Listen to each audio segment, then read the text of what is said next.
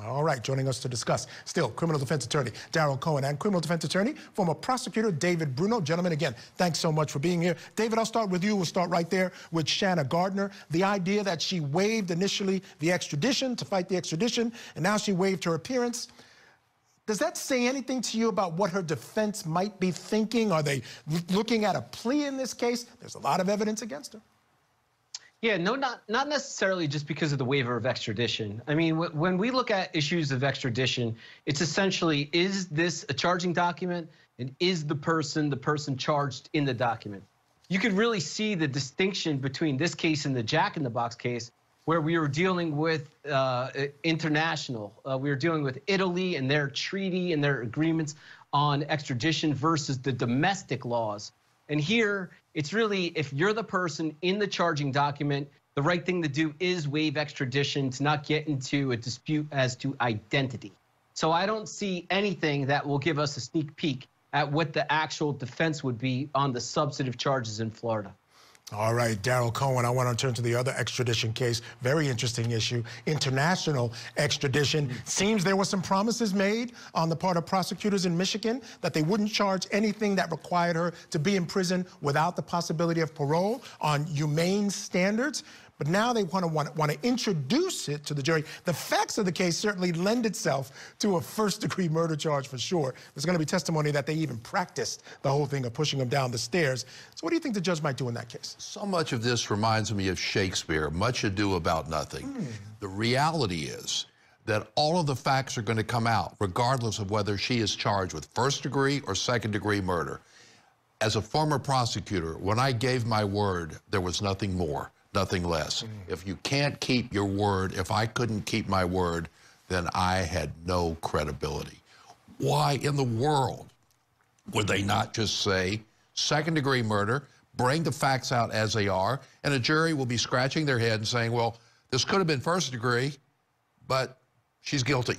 Yeah. I mean, I agree. And David Bruno, I got to say, number one, yes, I agree. But also, juries, they ask questions to themselves. If they see the facts support a first-degree murder, but there's only a second-degree murder charge, they could ask some questions. There could be questions there. And certainly I understand it from the defense's point of view, the idea that leaving that first-degree murder charge on the indictment is a bit prejudicial if the jury sees it, and then going through the whole explanation about punishment, et cetera. That I don't want that in front of the jury.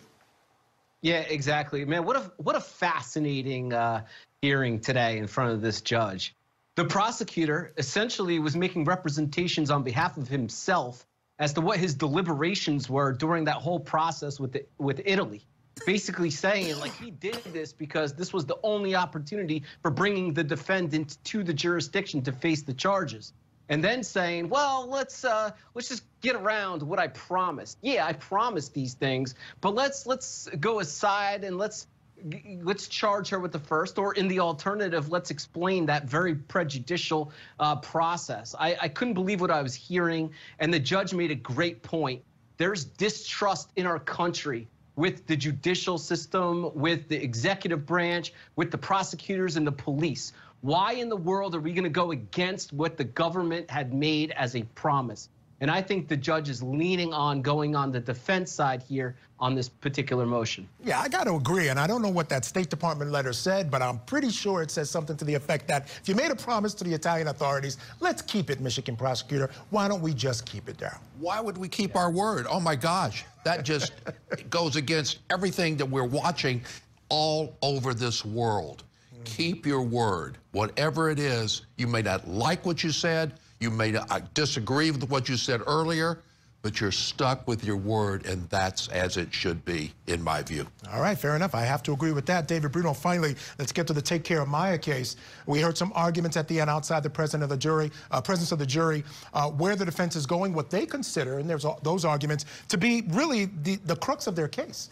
The idea that they thought she was a problem or a threat to Maya because she was giving her injections at home.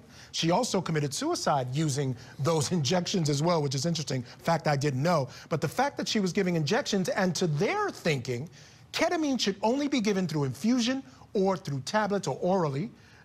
So I think it's an important thing, and the judge has to decide, is he going to allow this in?